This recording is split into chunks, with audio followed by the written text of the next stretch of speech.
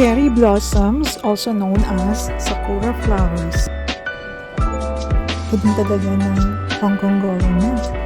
Imagine, dinala nila dito ang mga bulaklak, cherry blossoms dito sa Hong Kong para lang ma-enjoy ng mga residents and citizens. Siyempre, mga turista rin sa Hong Kong. Ganyan kaalaga ang Hong Kong government. Hindi naman sa pagmamalaki, pero pinupuri ko lang naman. Ang Hong Kong talaga ay napakabuting pamahalaan. Ibiro ang magdala ng cherry blossoms ha. Lahat ng garden dito. Lahat ng mga halaman, koleksyon, iba't ibang dako naman. Matatagpuan mo sa mga iba't ibang parking. Saan kahit sa simpleng park lang, makikita mo sila, hindi na kailangan pang maging botanical garden. Not necessarily botanical garden. Pero sa mga parks and small facilities, pahingahan, lakaran, or pasyalan, makikita mo ang mga iba't ibang mga bulaklak. Sabi nila, mag-energize daw sa pamamagitan ng what I'm trying to do is I'm touching the tree. Touching the tree.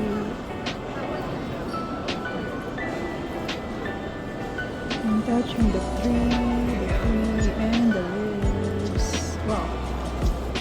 Ganda.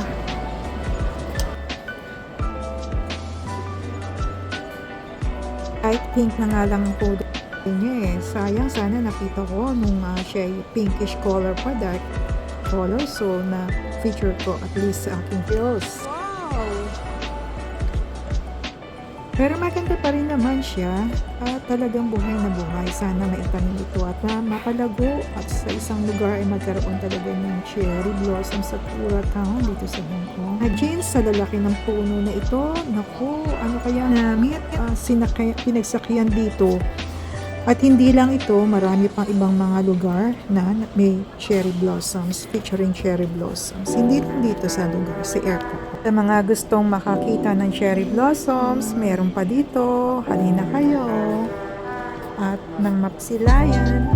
Naku, ano kaya ang gagawin dito sa mga punong ito pagkaraan? Usong-uso pa naman dito yung itinatapon lang yung mga halaman. Pagkatapos na sila ay malanta na, daming mga nakatambak, itinatapon lang at saka siguro binabasura lang. Yung mga kapuno nga ng kalamansi with so many fruits, orange na orange, itinatapon lang sila.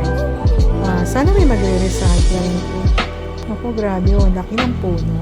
Lalaki ng puno na to, tapos sana somewhere else maitanim at nang mapakinabangan pa rin.